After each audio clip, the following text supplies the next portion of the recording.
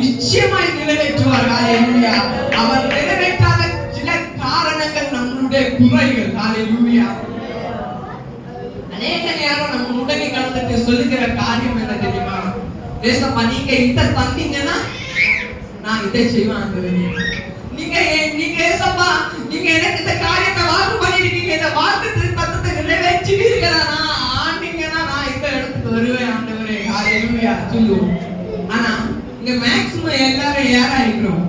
பெற்றோராக இருக்கிறோம். ஹalleluya ஹalleluya. நீங்க ஒரு பிள்ளைக்கு சொல்லுறீங்க, இந்த +2ல இவ்வளவு மார்க் எடுத்தா நான் உனக்கு இந்த காரியம் செய்வேன்பா அப்படின்னு சொல்லுவீங்க.